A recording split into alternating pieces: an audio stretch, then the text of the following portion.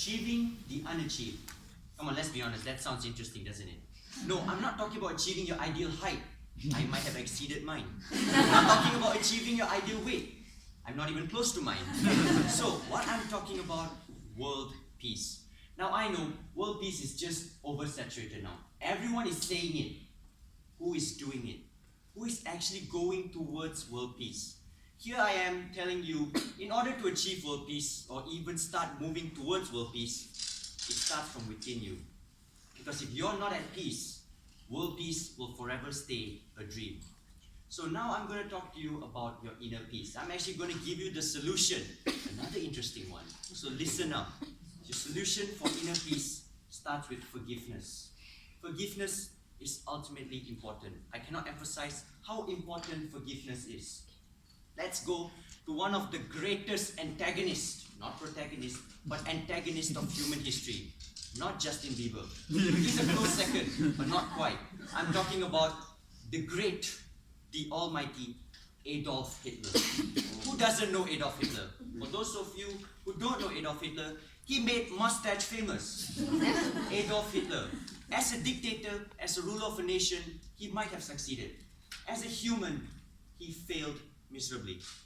He led the Holocaust. We're not talking about the World War. We knew the World War happened. The Holocaust is something that has eluded almost everyone. The Holocaust is not something concerning the death of soldiers. We're talking about 10 to 12 million non-combatants. I repeat, non-combatants dying simply because they were born of a certain race. Hitler always had this ideology. His race was considered superior. He considered everyone else inferior. So he came up with his own distorted version of reality that in order to create peace, he needed to eradicate inferior races. So then we have the Holocaust.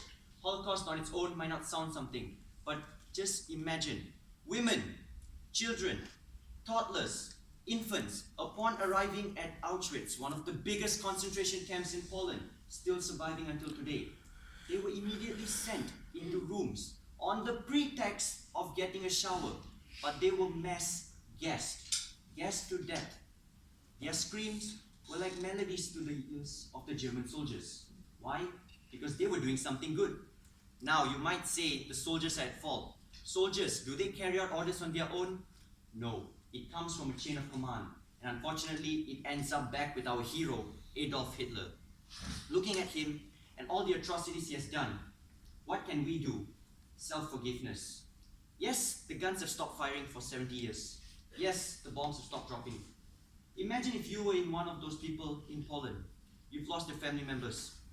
Would you have forgiven yourself? Would you have forgiven yourself? You would have blamed yourself, thinking, I could have done something to prevent this. Survivors of the Holocaust have something we now call survivor's guilt. They have the guilt. Why did I survive while my whole family was wiped off? That guilt is what is preventing us from reaching peace. And this is something I can relate to on a rather personal level. I had a cousin. Her name was Jenny. Now Jenny is the happy-go-lucky cousin that she would always, and I mean always, insult me because her A's were top-notch. And I mean straight A's every single time. Then came SPM. Obviously, if you have a smart student like her, you're expecting her to perform. She didn't perform. In fact, she was under par. She called me one day, just a random afternoon. I received a call. Matthew, I want you to know that no matter what happens, it's not going to be your fault.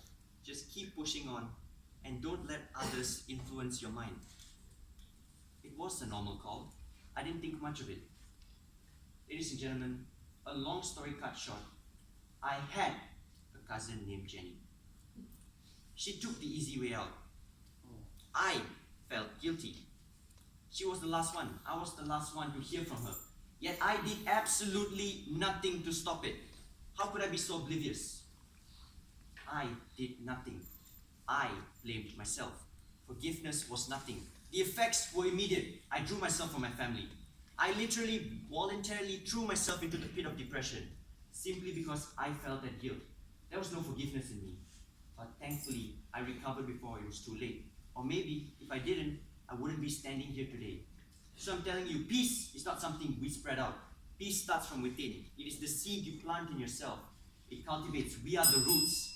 The stem is the community of peace. The branches are the country. And finally, when we bear fruit, ladies and gentlemen, you spread the fruit to others, because that fruit will enable others to taste how pleasant peace really is. Thank you, or should I say, peace.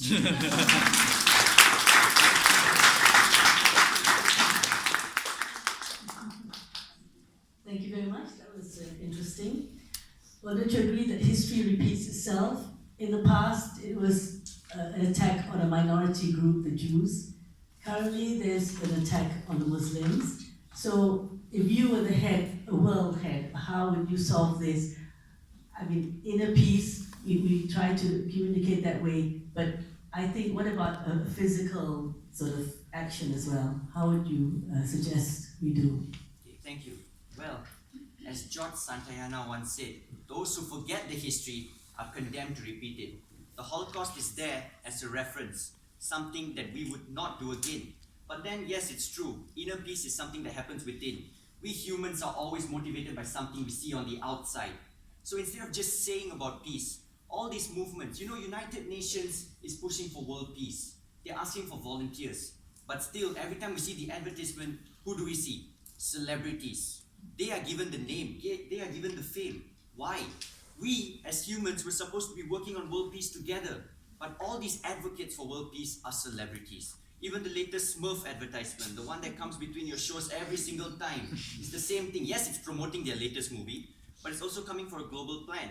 But who is the face of it? Michelle Rodriguez, everyone knows who that is, Fast and Furious, come on.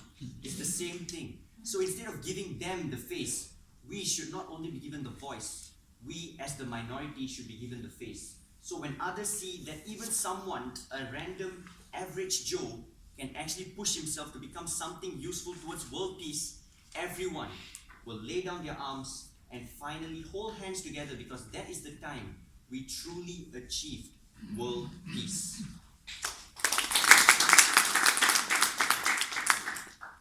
Which world leader do you admire and why? Alright, so Adolf Hitler is out of the question. I'm not going to say him. Donald Trump is out of the question as well. So for the world leader, I would say it's not coming from someone of this time. It's someone that comes from way, way behind. The emperor of the Roman Empire, Constantine. Now, you might not even know him. If you do, well, congratulations, you passed your history. But Constantine, at that time, the Roman Empire was split into East and West. That was after almost 500 years of peace, called Pax Romana, Peace of Rome. So what Constantine did was, the previous emperors, they divided. The Romans were one group. The plebeians, as they call it, the minority, they were one group. Constantine was the first to put both of them together, saying that if we want the Roman Empire to stay strong and formidable, we need to come together as one nation, not as two separate groups simply because I consider you superior and I myself am inferior. He brought people together. And yes, although, the Roman Empire is not in existence today, but Rome is there. It's a forever history, and Constantine might have been just another name down in history, but we know he did something that made Rome last until today. Thank you very much.